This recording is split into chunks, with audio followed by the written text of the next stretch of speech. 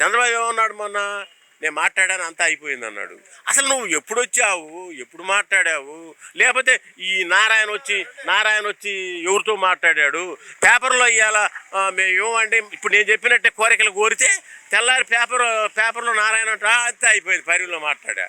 యువతలు వీళ్ళకే కోపం వస్తుంది. ఏంద్రా మనం అప్పుల్లో కూరుకొని పోయి ఇదంతా జరుగుతుంటే అయిపోయింది అంటాడు. ఇంకా మేము 1వ తారీఖు నుంచి తీసుకోవటమేను అయిపోయింది. ఇంకా ఆ రూమ్ తీసుకున్నారు, ఆఫీసు సిఆర్ఈడి ఆఫీసు తీసుకున్నారు, ఇంకా అయిపోయింది. ఎవడు ఎందుకు ఈడు ఏమయ్యా పని వచ్చి ఇంటికి 10 సార్లు తిరిగి 2000 మెజార్టీ వచ్చి 10 సార్లు వచ్చి అవగాహన లేని నాలాంటి వాళ్ళతోటి ఏమయ్యా ఇదిగో ఇట్లా నీకు రిటర్న్ ప్లాటు 14 కోట్ల ముద్ది నువ్వు నీకేం ఇబ్బంది లేదు, నీ అప్పులు ఉన్నాయి మేము తీరుతాం, నీకు ఇచ్చే పాస్బుక్ కాగితం అప్పులు బ్యాంకులో పెట్టి తెచ్చుకునేటట్టు నీకు ఇస్తాం, నువ్వు భయపడబాకు అని చెప్పి ధైర్యం చెప్పొద్దా? ఎంతసేపు మేము తీసుకుంటాం అయిపోయింది, నువ్వు ఇవ్వకపోతే ఇంకోటంట అది నిజమవుతుందో నాకు తెలియదు. సగం మంది ఇచ్చారనుకో, సగం మందికంట బ్యాంకులో కట్టి కోర్టు నుంచి వచ్చి చేను దున్నుకుంటారంట.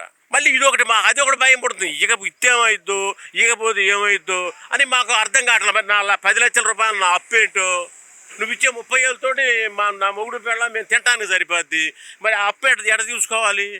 అయ్యా అప్పు తీర్చి 30 ఏళ్ళు కౌలు ఇచ్చి ఇచ్చే కాగితం రిటర్న్ కాగితం బ్యాంకులో చెల్లేటట్టు ఇస్తే మాకు సంతోషం. చంద్రబాబు మంచివాడు అనుకుంటాము. మళ్ళీ భవిష్యత్తులో మేము ఆయనకెళ్ళి నిలబడతాము, మేము ఇస్తాం.